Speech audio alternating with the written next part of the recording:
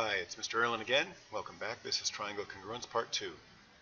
In our last discussion, we realized that it takes more than one piece of information or two pieces of information to prove triangles are congruent. We said that it takes three matching parts. We discovered that AAA, or three matching angles, doesn't work. There's too many triangles that can be produced by that to establish that any two triangles with three matching angles must be congruent. Therefore, that's not going to work for us. But we did discover that SSS, or in other words, all three sides matching in two triangles, verifies or requires that those two triangles are in fact congruent. So that does work. That is sufficient to prove two triangles are congruent. So now we know that three matching parts works, but we have to ask ourselves what other sets of three matching parts might work. So we look at the combinations of three parts we might try. We could have two angles in a side. We could have two sides and one angle. These are all the combinations of sides and angles that make up a triangle. This video will go through the process of determining which of these structures will work to prove two triangles are congruent, and thus become our triangle congruence theorems, and which of these structures will not work to prove two triangles are congruent. Let's start with the first one, angle, angle, side, or two angles followed by a side.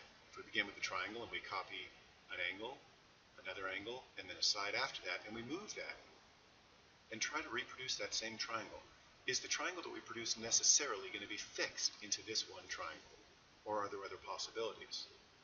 Well, the particular information given is so locked in that even though this black angle could move theoretically, there's no other place it could move to that would satisfy both pointing to the end of this line segment and aligning with this other angle's ray. Therefore, angle, angle, side is enough information to prove congruence, because that information will uniquely identify a triangle. Therefore, we can add to our list that AAS is now a valid triangle congruence theorem. What about ASA, or two angles and a side that's enclosed between them? For example, ASA, angle, side, angle. Copy that information. Is that sufficient to uniquely identify a triangle? We continue these rays out to these angles. They meet at a single point, and the triangle that's formed is always going to be congruent to the original triangle. Therefore, yes, ASA is enough to prove congruence.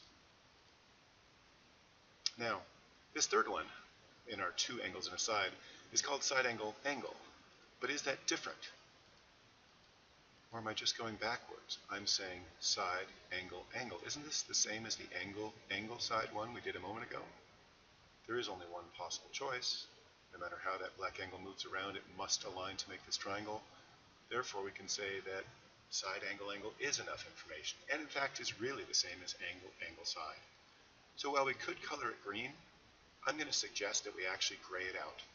And anytime we see that relationship with two angles and a side appended to the edge, that we call it alphabetically, angle, angle, side, instead of side, angle, angle. Let's move on to one angle and two sides. The first one we'll look at is side, angle, side. In other words, two sides with an angle enclosed. So if I have this red side, this angle enclosed, and this purple side, and I carry that information over, is that sufficient information to validate exactly this triangle's congruence? In other words, to build a triangle that's uniquely identifiable and congruent to this triangle. And yes, turns out it is. Those two endpoints can only connect in one way. The shortest distance between 2 points is a straight line, and when I connect to that straight line, it produces the triangle I'm looking for. Therefore, yes, side angle side is enough information to prove congruence. So we can color that part green. Now we're looking at ASS and SSA, and in fact, can't we say, just as we did with AAS and SAA, those are mirror images of each other. In other words, it's looking at the same triangle from a different perspective. So we can cross out SSA, and just as our decision to go alphabetically was used before, given the choice of AAS or SAA, we chose to keep the alphabetical one. We'll do the same here. SSA will not be used in favor of ASS, which is alphabetical. Now, when I say alphabetical, what I mean is this whole expression treated as a word. The order of these letters is critical. You cannot take ASA and reorganize it into AAS. That changes the theorem, the concept, the triangle that you're looking at. But let's take a look at ASS before we go into depth on the orientations. Let's try the angle side side, or an angle followed by two consecutive sides. I'm going to begin with this angle this side, and this side. Those three components, when carried over, seem to produce a triangle. It looks as though I can extend this angle in only one way to meet this side.